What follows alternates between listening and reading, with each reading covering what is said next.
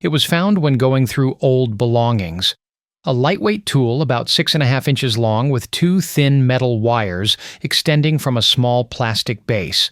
The wires are firm but flexible, and the plastic feels slightly aged. There are no markings or connectors, just a simple shape that looks like it once had a very specific purpose. What could this have been used for? This is a keycap puller, a small tool used to remove keycaps from mechanical keyboards without damaging the switches or the caps themselves.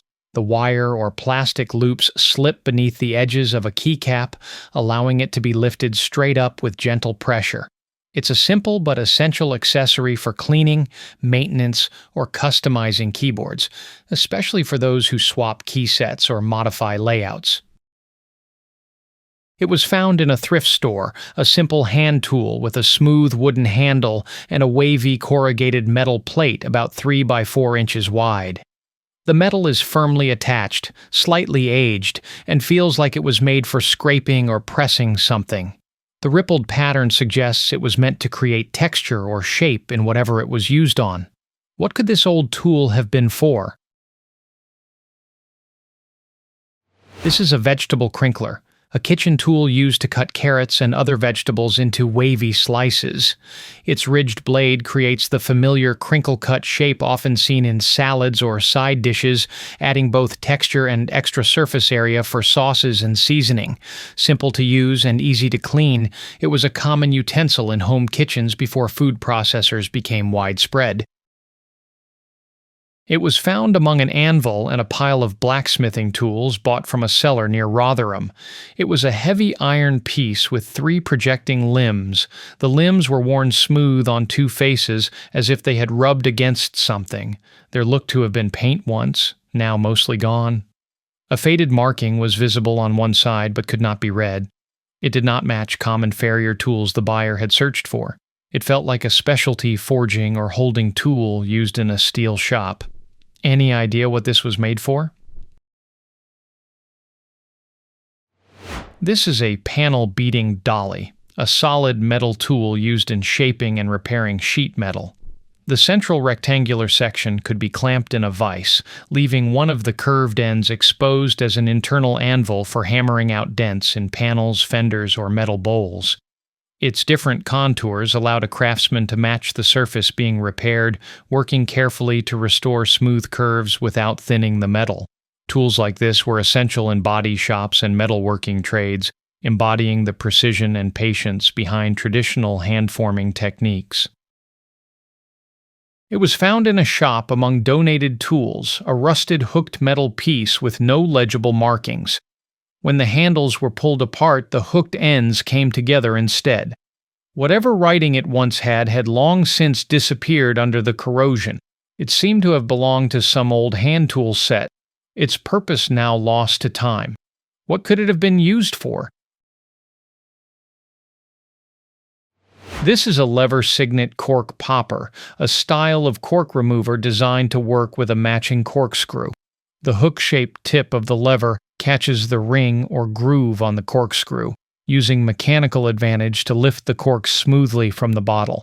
It was a clever refinement of the traditional corkscrew, making the process easier and more controlled.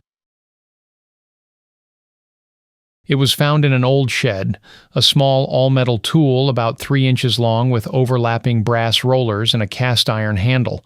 One roller sat on a cam-shaped shaft that let it shift slightly apart before snapping back into place.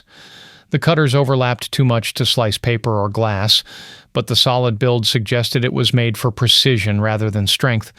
The steel bolts were still shiny under the dust, hinting it once served a careful purpose. What kind of work could require a tool like this?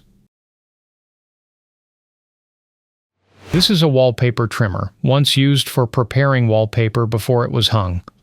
Older or hand-printed wallpaper often came with uncut margins, and this tool, when paired with its missing guide, helped trim those edges neatly along the printed pattern.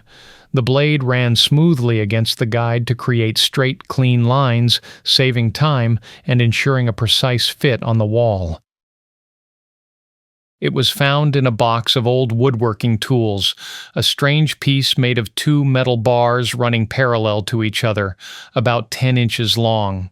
The bars were joined at one end and slightly worn where a hand might have gripped them years ago. Any idea what it could have been used for? These are steel rods that originally came with a 1950s-era table saw, used as setup tools for accurate and repeatable cuts. The longer rod fits into the miter gauge and runs perpendicular to the blade, allowing the operator to position the fence at a precise distance without rechecking the scale each time. Woodworkers use them when cutting multiple short blocks that would otherwise be trapped between the blade and the fence, a setup that could cause binding or kickback. By setting the fence with the rods and then removing them before cutting, users could reproduce consistent lengths safely and efficiently. They're a clever example of the practical shop methods developed long before digital readouts and laser guides. It was found in the kitchen. A small wooden metal tool only about 6 inches long and so light it almost feels hollow. No markings, no clue where it came from. Maybe something the owner bought years ago and forgot, or maybe left behind by someone long gone. The metal part had a faint, dull shine. The wood was smooth from handling. It looks like it once had a clear purpose, but now it's just a mystery sitting on the counter. Any idea what this might have been used for? This is a bread lame cutter, a small tool used by bakers to score the surface of dough just before baking. The sharp blade makes precise slashes that allow the bread to expand evenly in the oven, creating the characteristic texture and decorative patterns on artisan loaves. Its simple design, often a thin handle with a curved or straight razor, gave bakers fine control over the depth and direction of each cut. Tools like this remain a staple in traditional bread making, where a few quick, confident strokes can turn a plain loaf into something beautiful and professional. It was found in a drawer full of old tools at a grocery store, a solid metal piece with traces of faded blue paint still clinging to its surface.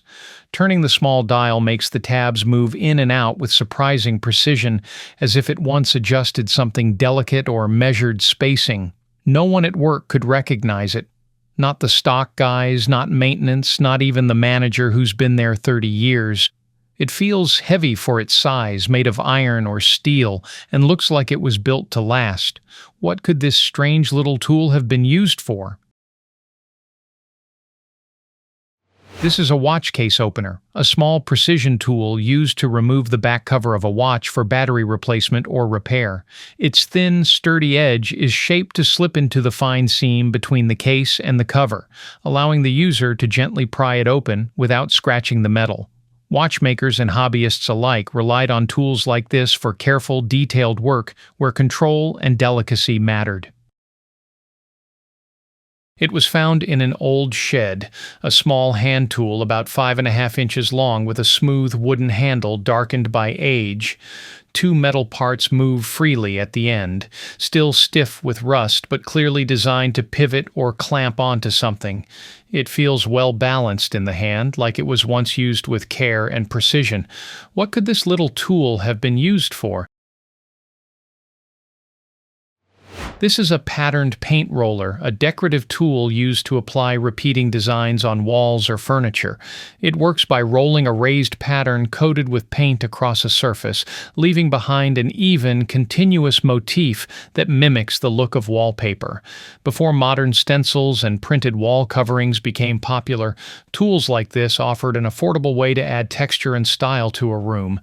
It's a practical blend of function and creativity, showing how simple tools once brought artistry into everyday home decorating. It was found by the bin after the old market closed, likely something from a kitchen long ago. A small tabletop tool with two stainless steel cylinders, their grooves still faintly sharp to the touch. The rest of the body shows rust and wear, and a side handle turns smoothly as if it once powered those rollers. A clamp underneath still works, made to fasten it securely to a counter or table. It looks like something meant for food, maybe a meat grinder, maybe a pasta maker, maybe something no one makes anymore. What could this have been used for? This is a tobacco shredder, a hand-operated tool used to cut cured tobacco leaves into fine, even strands for rolling cigarettes or packing pipes. The leaves were fed through the blades and turned by hand, producing consistent shreds suited to personal preference. Before commercial tobacco products became widespread, tools like this were common in homes and small workshops, allowing users to prepare their own blends.